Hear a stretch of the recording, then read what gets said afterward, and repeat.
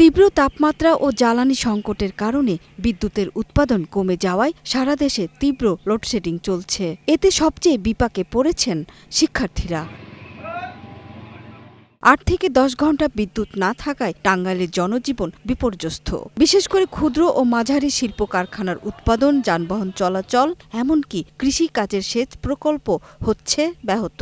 অল্প সময় কারেন্ট থাকে, এক ক্ষেত হয় না, কারেন্ট চলে যায় 1-1.5 ঘন্টা 2 ঘন্টা চলে যায়, কিন্তু আপনার এখানে পানি দিতে পারি না। আমাদের ফসলের খুব ক্ষতি হইতেছে। দিনে 6-7 বার কারেন্ট যায়, কিন্তু জমিতে সেচ দিতে পারতাছি না, ফসলের খুব ক্ষতি হইতাছে।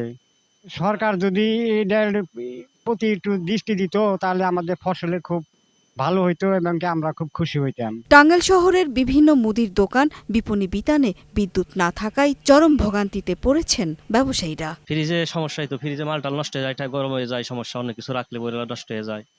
চরম ভোগান্তিতে আমরা খুব দুর্ভোগে আছি। কতক্ষণ পর পর যাইতেছে আসতেছে, তখন কাস্টমার কাছে আমরা সেল করতে পারি না, দোকান অন্ধকার হয়ে থাকে। পল্লী বিদ্যুৎ সমিতি বলছে, চাহিদার তুলনায় বিদ্যুৎ সরবরাহ কম। বিদ্যুতের প্রয়োজন 8 থেকে 10 মেগাওয়াট, সেখানে গ্রিড থেকে পাওয়া যাচ্ছে পিক আওয়ারে 3 মেগাওয়াট। পিক সময় চাহিদা 8 মেগাওয়াট, আমরা পাই হলো 3.5 পর্যন্ত সর্বোচ্চ। অনেক সময় 2-2.5 এর মধ্যে রাখতে হয়। সেক্ষেত্রে আমাদের লোডশেডিংটা 1 ঘন্টা পর পর চেঞ্জ করতে হয়। মাঝে মাঝে কোনো ফিডার 2 ঘন্টা পর দিতে হয়।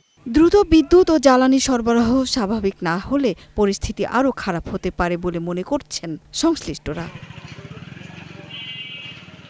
সুরাইয়া অনু, গ্রিন নিউজ ডেস্ক।